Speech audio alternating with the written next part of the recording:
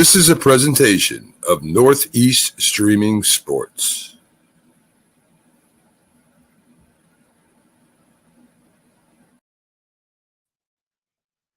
And good morning, everyone. Welcome to Saturday, October the 12th, 2024. This is the Dr. Sem Yankees Show. Today, it's the Dr. Sem Yankees going to the American League Championship Series show. So let's make today a great day. How do you make your day great? You look around you and you notice the good. It's hard to have a bad day when you look around and you say, you know, that's a good thing, and that's a good thing, and that's a good thing. When we see good things, we should stop, look around, appreciate them, and be thankful for them. Show gratitude. And when you start doing that, you realize that it's not about me. It's about everyone. When we take the focus off ourselves, we tend to appreciate more things. So if you notice the good and appreciate the good, then you're going to have a great day. But I know sometimes things don't go as planned and bad things happen, and life is not always all sunshine and rainbows. In those situations, what you need to do is do something good. Find a way to bring someone else joy and happiness. And then there's good. And then there's something for you to appreciate. Of course, I appreciate the Yankees. I always appreciate the Yankees. Sometimes I get very frustrated with the Yankees. I don't think they played particularly well against the Kansas City Royals, but who cares? They won. When we look at teams not doing well, we say, is this a portent of things to come? Are the Yankees going to do poorly going forward because all this evidence seems to indicate that they will? Or do we say, let's just take it one game at a time and enjoy each game for what it is? I'm not as good at taking one game at a time and enjoying each game for what it is. I tend to be a pessimistic Yankees fan. You know, the Yankees haven't really been all that terrific during my lifetime. I wrote an article about this a number of weeks ago. Some people, whenever I write an article, some people take issue with what I write, but you know, the Yankees sold me a bill of goods in 1977 and 1978. That's when I became a fan. I was a little kid. I thought they're going to win the World Series all the time. And then I didn't get a World Series win again until 1996. And then there was a great 5-year period, 96, 97, 98, 99, and 2000. The Yankees won 4 out of 5 seasons. Since 2000, they've won 1 World Series. In my life, most often, the Yankees aren't very good. I mean, they're very good, but they're not champions. And so, yeah, there's a reason to be a pessimistic Yankee fan. But I have to say, going into the American League Championship Series, I'm not all that pessimistic. In fact, I'm not pessimistic at all. And you know what? You shouldn't be pessimistic, because if you're ever in need of something to do, well, you can go to apbooks.net. AP Books is Artemisia Publishing. And Artemisia Publishing has a vast selection of great books, including 365.2, the story of a man who ran every day for a year. The story is about perseverance and stick-to-itness. And how do you accomplish interesting goals.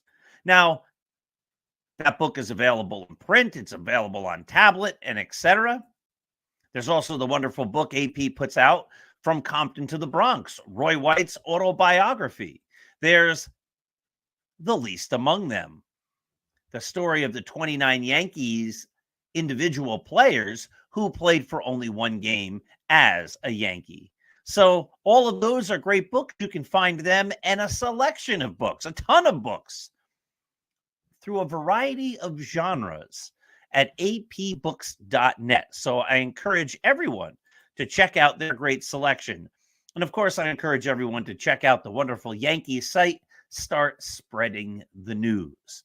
We put up articles each and every day at 6 a.m., 10 a.m., 2 p.m. And while there are games, we also have the game threads and the quick hit. And of course, we've had gazillions of viewers and gazillions of comments these last few weeks because this is a very exciting time of year. So I thought it would be fun if we played a game. This is recorded, as you know, so I'll really just be playing the game, but we'll play a game. Little step back first. So many people get so hung up on having to be correct all the time. I was right. I was right. I was right. So many people. You know, when I'm right, I'm happy. But no one is correct all the time. No one. And a lot of people have a hard time saying, I was wrong on that one. I remember growing up and Fonzie couldn't say sorry. There was a whole episode where Fonzie had to learn to say that because the Fonz was never wrong. And I think the idea there was even someone as great as Fonzie, so cool, the coolest guy ever, is sometimes wrong. And sometimes we get so hung up. I predicted that. I knew that was going to happen. All I can do when I talk about the Yankees and when I write about the Yankees is give you my best senses, my informed opinion, my perspective. You know, that's the name of my articles. When I just write free-form articles with a variety of topics, I don't call it correct. Here's my correct article. It's not called, here's where Paul is right. Here's where you are wrong. It's called perspectives. And over time, some of my perspectives, believe it or not, they change. And other times they stay the same. Sometimes we're proven wrong. Sometimes we're proven right. So I thought it might be fun if we played a little game. And we just look at the Yankees as they currently stand. And I'll share my perspectives, my educated guesses, my informed opinion on the players, the decisions, and etc. as we saw the Yankees in the American League Division Series. The series they beat the Kansas City Royals in. All right, so we'll call this right or wrong. Was I right or was I wrong? One of my favorite artists, the big Beatles fan, you know that. The Beatles are behind me. I always loved the rock group Queen. And one of my, Billy Joel also, and one of my other favorite artists is much less popular, Joe Jackson, who had just, I think, some of the greatest music. And he had a song on an album that came out in the 1980s of songs around the world, and it was called Right and Wrong. Right and Wrong. I can't really sing, so that's the lyrics. Do you know the difference between right and wrong? And so we'll see if I was right or wrong. I would have played Oswaldo Cabrera every day at first base in all of the playoff games. I think he was the best of a bad selection of choices. The selections were basically Cabrera, Ben Rice, or John Birdie. Now, John Birdie never played first base in his entire life. So for me, that's out. Ben Rice was learning the position, as is Cabrera, but Ben Rice was overmatched as a hitter. So I was reluctant to say that's the guy I want there. And so of the three, even though he doesn't really hit lefties well, I thought at least play the guy that we know can adequately play the position. And he played in a few games in the series, and he actually got on base quite often, and he played flawless defense. And so I think I was right. But I was wrong, because when the Yankees played John Birdie, I said, oh, this is a bad idea. You do not ever put somebody in the lineup who's never played a position in a playoff game. He's never played first base. Don't do it. And boy, John Birdie held his own over there. Looked really good. I'm impressed. So I was wrong about John Birdie not being able to play first base. John Birdie can play first base. And John Birdie had a number of hits in the series. So I was right about Oswaldo Cabrera being able to handle it, but I was wrong about not playing John Birdie. It's really not that hard to say we're wrong. Where else was I wrong? Well, in a similar vein, when the Yankees picked up Jazz Chisholm and they made him a third baseman, I thought that was just ludicrous. There was a play early on in the series against the Royals where he missed a cutoff throw. He didn't go to the right place, and it led to the Royals scoring at least a run. His unfamiliarity with third base cost the Yankees. But otherwise, he's played a really solid third base ever since he's become a Yankee. I didn't think it was a good idea to take Jazz Chisholm and try him in a pennant race, now in the playoffs, in a position he had never played before. I mean, I'm okay with it in the playoffs because he's the third baseman, but I thought this can't go well. And I was wrong there as well. He's actually played an excellent third base. That leads to the next question, of course. Does he play third next year, or does he play second next year? Which leads to the next question is, what do you do with Gleyber Torres? Now, Gleyber Torres is going to be a very, very, very expensive baseball player next year. I think the number is going to be over $20 million a year. Gleyber has tons of talent. He has been an outstanding hitter since the Yankees moved him to leadoff. He loses his focus. He's not a great base runner. I believe he led the American League in errors at second base. I wouldn't bring him back. If the Yankees bring back Gleyber, well, then Chisholm plays third. But if the Yankees don't bring back Gleyber, and they use that money elsewhere, like to sign Juan Soto, well, then the Yankees are actually in a pretty interesting position, and a pretty good one at that. They could keep Chisholm at third, or they could move him back to his more natural second base and try to get a third baseman. But what it does is allows the Yankees to shop second baseman and shop third baseman, and whichever one they don't get is where you put Jazz Chisholm. It's interesting. Now, I said the Yankees should play Austin Wells as the catcher in the playoffs.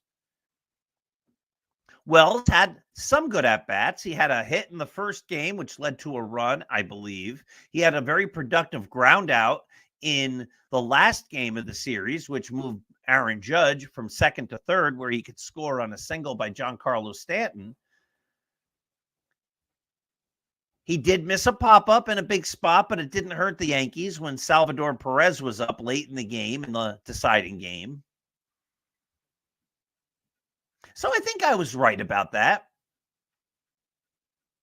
Austin Wells is one of the guys who got you there. He hasn't really been hitting much, but I think he's got to be your everyday catcher throughout the postseason with all the days off.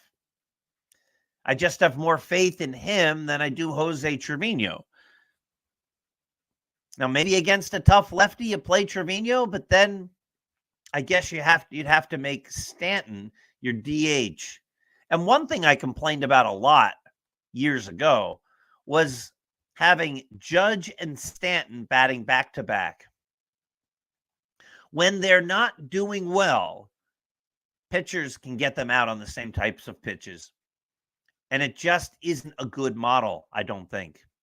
And I think the Yankees have realized that.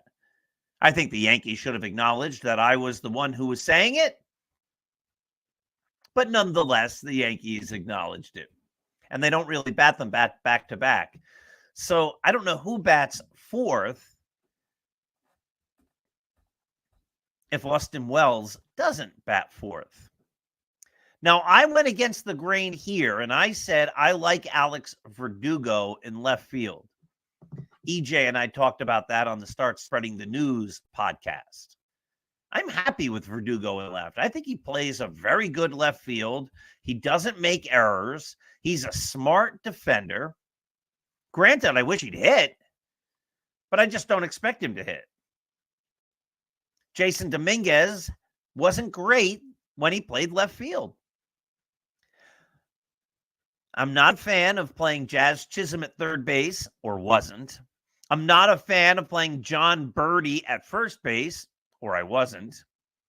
And I'm not a fan of playing Jason Dominguez in left field.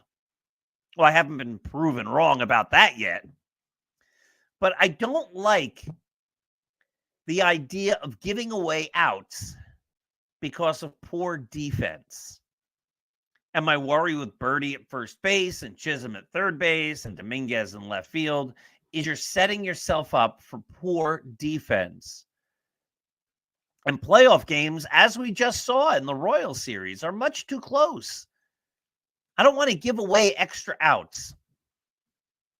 I know it's hard or it's more difficult to score if you have guys that can't hit like Alex Verdugo.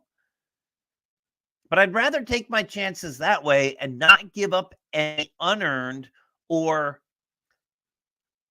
slightly less earned runs, a term I've just made up.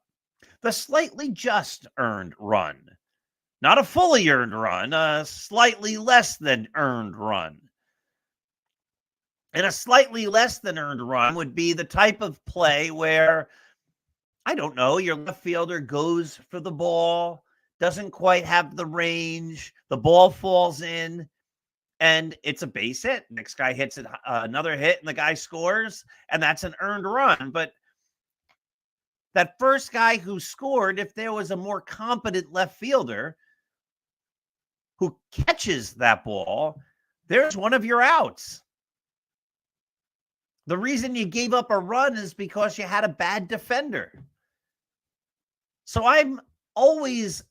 Now, listen, I know people have been on Juan Soto. He's a terrible fielder, etc. We've heard it. We've argued it for a year. Oh, my goodness. I'm not talking about guys that can hit like Juan Soto. Juan Soto's a completely different category.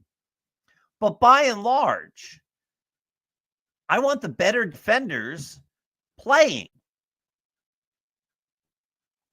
At third base, the Yankees don't have a choice anymore. It's got to be Chisholm.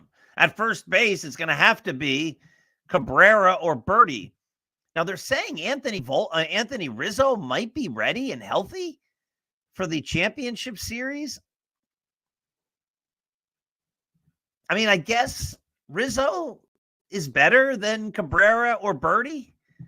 He used to be an elite defender. I don't know if he really is anymore. And he also doesn't hit. And if you take Alex Verdugo out and you put Jason Dominguez in, Dominguez didn't hit. Now, you might say Dominguez has a great future. He's going to be great. Well, maybe, I hope. But he's not great right this minute.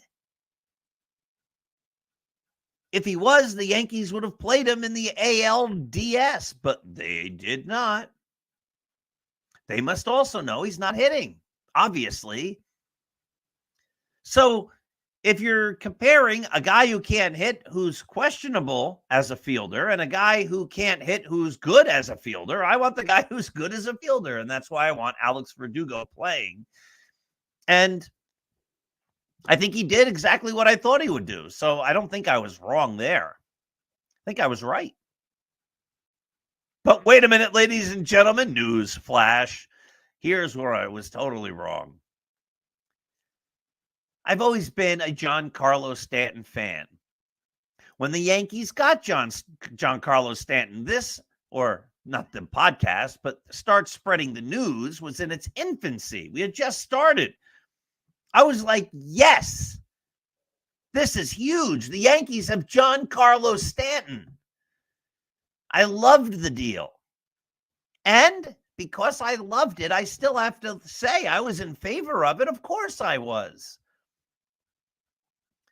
A lot of people changed their minds. I remember being in college and I was in Wilkes-Barre, PA, and I didn't get any New York papers. So my wonderful father would cut out Yankee articles from the Post, the Star-Ledger, the Bergen Record, the Daily News, the New York Times. And every so often, every couple of weeks or every week and a half or so, I'd get a letter in the mail from my dad with a ton of Yankee articles cut out from the paper. That's how I'd get a lot of my Yankee news. There was no internet in the mid-'80s into the early '90s. That didn't happen. Wasn't even invented yet. And so I got to read all of the Yankee beat writers. And there were some who would write A on one day, and then they'd write B the next day, completely forgetting that they wrote A on the first day. They'd argue against themselves, but they would only do that once B happened. Then they'd say, oh, yeah, that was great. That was great. I said they should have done that all along, even when they didn't.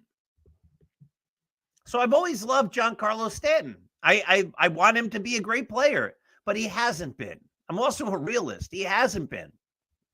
And he can't run. He can't run at all. We see it. And so I was not in favor of Giancarlo Stanton getting a lot of at-bats. That is where I would have put Jason Dominguez. I would have made him the DH. I did not want Stanton playing.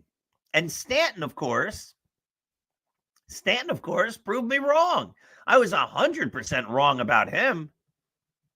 Giancarlo Stanton had a remarkable series. And it was fun to watch. Do I think it's going to continue? I do not. A lot of people are now calling him the new Mr. October. He's great.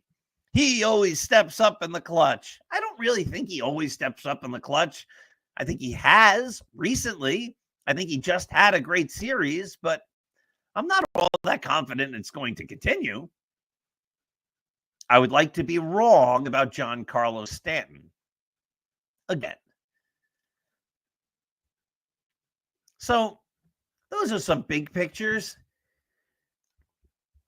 Aaron Judge didn't have a great series.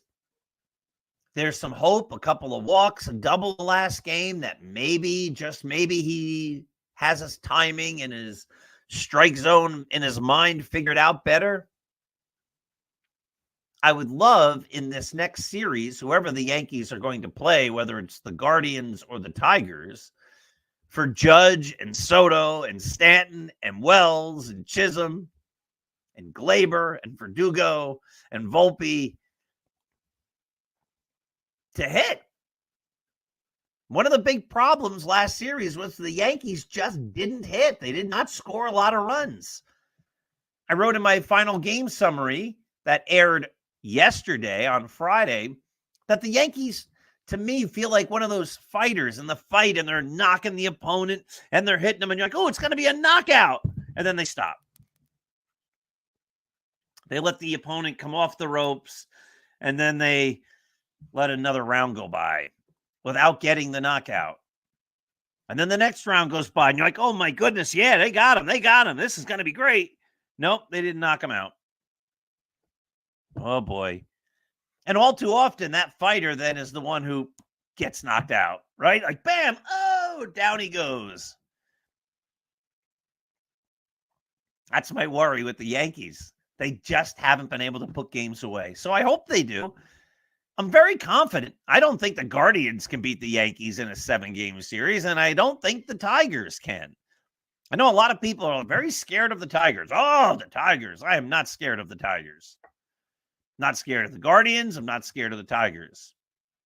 Let's worry about the World Series when we get there, and I'll tell you if I'm scared of any of those teams. But to get to the World Series, the Yankees just have to win 4 out of 7 games, and I think they should against the Guardians or the Tigers. The Yankees are the better team. The Yankees just might be going to the World Series, and very soon. And for me, that's very exciting. All right, my friends, that's a half an hour. Little look at the Yankees. Looks where I was right and where I was wrong. Good stuff.